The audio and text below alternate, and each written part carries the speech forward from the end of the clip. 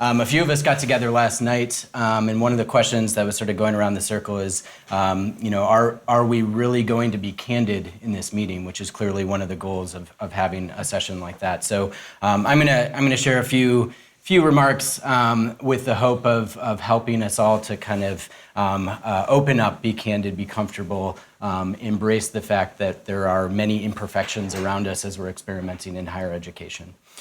So I want to start by thanking and recognizing the steering committee for this gathering, for all their creativity and effort in imagining an event like this. So if Mike Daniel and Kristen Eshelman and Sean Hobson, Rachel Niemer, and Allison Salisbury could just kind of wave, I think we are all starting to know each other, but thank you. And where's Camille? Is Camille around here somewhere? Well, Camille is floating around. When you see her, there she is. Camille Ulrich and also our marketing and our digital education innovation lab team for all their efforts in bringing this event to life and making sure that it runs smoothly as we go. So we could give a quick round of applause to them as well. And finally, after reading some of your tweets last night, as many of you were talking about what you were packing in your suitcase on the way to coming here, I wanted to also be sure to give full credit to the steering committee for picking the date and the location for this meeting. So welcome to the Hailstorm, where we are harvesting academic innovation for learners. The funny thing about acronyms in higher education is that we actually like them a lot, like a surprising amount. Occasionally we pretend they are beneath us, and then we proceed to gleefully rearrange the titles of really important things in order to make them fit these acronyms. And for a fleeting moment, we did think about a more tropical destination for this event, but once the hailstorm surfaced, there was no turning back. And so for this unwavering commitment to acronyms, we apologize and note that it is unseasonably warm outside, relatively speaking. In this instance, our stubborn commitment to the guiding principles of acronyms first does in fact yield clear benefits. So by challenging your commitment with our climate, we now know that the level of passion and perseverance in this room. We now know that the topic of exploring new models for educational R&D is shared by many. We know that the problem space is vast and requires collective attention.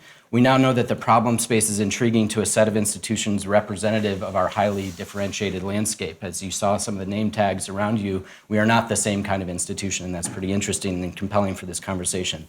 And so armed with this knowledge, we see that the conditions for collaboration are really set. The magnitude of the educational R&D opportunity requires a collaborative mindset. The mindset needs to be bolstered by a competitive spirit as we challenge each other and influence each other to push each of our institutions towards new standards of excellence in educational R&D for student learning. You've also perhaps unknowingly joined us in Ann Arbor as we began our bicentennial year, which started a couple weeks ago. A year when more explicitly than others will celebrate and question the past and present and seek new ways to position for the future. Questioning the past and present turns out to be quite difficult sometimes, assuming you're willing to look carefully. Sharing what you find, especially when it's messy, is even harder. Yet doing this helps us not only determine where we are, but also where we're going, and to help other institutions discover their own strategies for breaking free of perceived constraints to more fully realize their missions.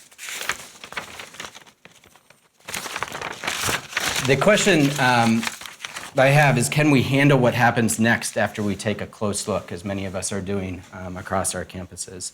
Are our institutions equipped to absorb the accounts of where we are today? Can we handle the expectations we will set for ourselves, and can we fight the urge to look away from imperfections? It strikes me that a principal question for this gathering is this: as we introduce new models for educational R&D and push through to our institutional breaking points, what will we do with the pieces? One could argue that at Michigan, we don't have a choice but to find out. In his 1852 inaugural address, Michigan's first president, Henry Tappan, remarked, "Is it not rather our doctrine that a free people cannot know too much, and that the more we know, the more strongly shall we lay hold upon freedom? The clearer, the more perfect the element of light, the better we shall see." How about that for a call to action. That's pretty bold. That's pretty open-ended. The call to action seems to have no end. A free people cannot know too much. I imagine there's something like this that you can cite about your institutions too. Many would run screaming from a challenge like this with no obvious destination. The kind of people that receive an invitation titled Hailstorm and fly north for the winter are a special kind of flock. You either have passion or a good sense of humor. I'm hoping for both, as our opportunity is open-ended and riddled with complexity that will require that we find joy along the way. To fly towards such an open-ended challenge says something special about this group. So I started to get to know some of you who I didn't know already by way of the Slack channel that was set up prior to the event. Collectively, we have a range of interests and motivations for exploring educational R&D. We've posed questions about participation, pipelines, partnerships, and intellectual property. We've underlined equity in education and meeting the needs of diverse learners as a shared interest. We've asked ourselves how we can convert growing momentum into a sustainable way of thinking and doing. We've begun to question how educational R&D should not only grow within the disciplines, but also as a model integrated within and across institutions and in the spaces between. So I want to highlight two comments from the Slack channel that actually jumped out to me. So Kristen Eshelman from Davidson introduced herself virtually to the group by saying she has a goal of helping her institution become anti-fragile in the face of pressures from globalization, digital learning, and the future of work. Andy Saltarelli from Stanford said, don't be so quick to write off incrementalism and challenged us to think carefully about evolutionary versus revolutionary change. Why so binary, we might ask ourselves. So are our institutions uniformly fragile? Is the opposite of anti-fragile fragile, or is it risk aversion? Is there a single and best way to create catalysts for academic innovation? Have we discovered a sustainable model for fostering a culture of innovation in learning that works across institutions, making up a differentiated landscape? Risk tolerance, I think, has always been a really interesting concept in higher education. We could argue that at the moment of this hailstorm, there's a perfect storm of urgency and opportunity swirling around us. Whether from access to new learners, an explosion of data, the future of work, declining public support, a noisy ed tech marketplace, regulatory uncertainty, changing demographics, or global competition, it's clear that the definition and aims of higher education are up for grabs. What does it take to help our respective institutions become anti-fragile? Given that the magnitude of the opportunities ahead of us require collective attention, how can we support each other through journeys where mileage and terrain may vary wildly? How do we think about the optimal balance between incrementalism and moonshots as we create catalysts for academic innovation and sustainable models for educational R&D? So like the many millions we seek to reach, motivate, equip, and convert, I too am a lifelong learner. Sometimes my quest is intentional, just as often it's serendipitous. As an example of the latter, I found myself surfing the web over the winter break and stumbled upon something that I thought was pretty exquisite. I read a bit and clicked a few times and found an article and another and then a video and then another, and I found myself learning about something called kintsugi. Does anybody know what this is? All right, so I wanted to avoid slides this morning, but I do need a visual here. So I'm going to ask that you, for those of you few that have phones in your pocket, I'm going to ask that you take it out and do a Google image search for the word kintsugi. So that's Kintsugi. Give you a second.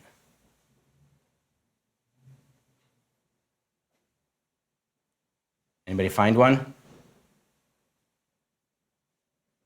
Okay, so show it to your neighbor if you found one a little quicker, if your Wi-Fi is kicking in faster. You should have something, it should be maybe a ceramic piece. It probably looks pretty old. It has gold disorderly streaks running through it. It may have looked like it shattered and then it was put back together. So it turns out kintsugi actually translates to golden joinery. It's the Japanese art of repairing broken pottery. I'm not an expert in ceramics or pottery. I found this pretty interesting. The art of repairing broken pottery with a lacquer dusted or mixed with powdered gold. One origin story suggests that kintsugi started with a 15th century military leader in Japan who sent a damaged tea bowl to China to have it fixed. It was a prized possession and he wanted to keep it. And it came back in the style of the time, put back, fastened together with staples, and it was kind of messy and ugly. And so when it returned, it prompted him to look for a more aesthetic means of repair. A second attempt involved mending the pot with gold and thus preserving, and by illuminating, calling attention to the shattering event as part of the object's history. Collectors started to admire this new technique, and it took off. From the shattered pieces came this rebirth and something often more beautiful than the original object.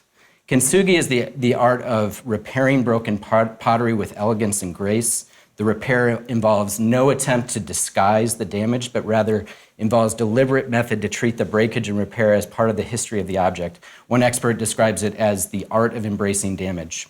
So like Kristen, many of us would like to help our institutions become anti-fragile. This goes beyond resilience. So resilient institutions resist shocks and stay the same. They can often be risk averse and design ways to prevent themselves from falling off the shelf. The anti-fragile institution, by comparison, becomes stronger when challenged and when exposed to chaos and uncertainty. As with the art of kintsugi, we must acknowledge that higher education is in fact a work in progress. We've done beautiful things, but we've also done so imperfectly. Liberation follows our willingness to embrace our brokenness. Making no attempt to disguise the damage, but instead to emblazon with golden significance allows us to illuminate the journey. We seek evidence, we seek organizational self-awareness, and ultimately new models for educational R&D that engage institutions across this differentiated landscape. We must be willing to expose ourselves to chaos and uncertainty, to find the cracks, and to fight the urge simply to discard. How should we bring our messy history and present to light and help each other position for a future where complex problems require collective action and attention? Our collective commitment to educational R&D is critical, not only for the successful results that we will certainly achieve, but for the lessons learned along the journey. Our campuses have become living laboratories. Higher education is huge and highly differentiated. We are only just beginning to take advantage of our scale and unique strengths. To become anti-fragile is not to avoid the stressors that shatter, it's to break through and then see beauty in our scars. By coming here, you've demonstrated that you're aware and committed to developing educational R&D models as a response to the uncertainty and of rapid and exponential change in higher education. We know that the opportunities we can see and those around the corner call for the collective energy and talents of many who are not sitting with us. Are we willing to treat the breakage and repair as part of our histories and perhaps create something more gorgeous and precious than before we pushed our institutions to their limits? By the way, as kintsugi became all the rage in the 15th century, many collectors were later accused of deliberately breaking their prized pots in order to mend them with gold. That is not a call for subversive activity. I'm just describing what happened. My hope for the next few days is that we'll embrace our brokenness and illuminate the ways that we've pushed our systems to the limits and will continue to do so. We will highlight cracks in the emerging models and learn from each other. There is beauty in experimentation, and perhaps we can become masters of academic kintsugi. We will move educational R&D beyond its infancy. We will embrace a collaborative mindset and competitive spirit to push for new standards and excellence. We will explore new opportunities for collaboration between existing and new kinds of roles in higher education and share insight about models that are sustainable. We will embrace openness and bring others into the storm. We will think critically and inclusively about participation in educational R&D.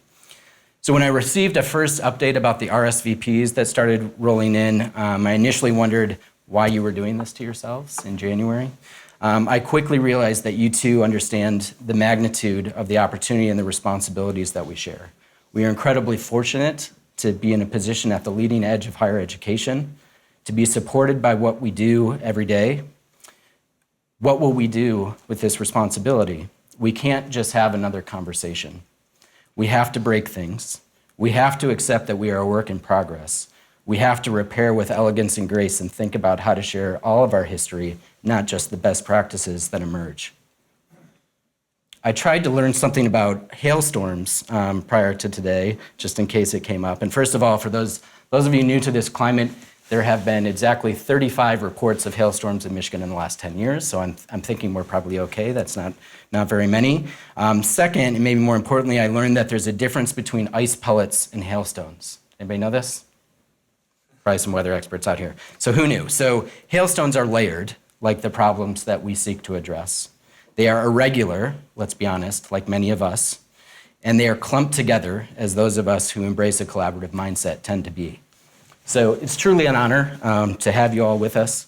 I look forward to challenging each other, having more than just a conversation, and thinking creatively about the future of higher education and new models of educational R&D. Thanks.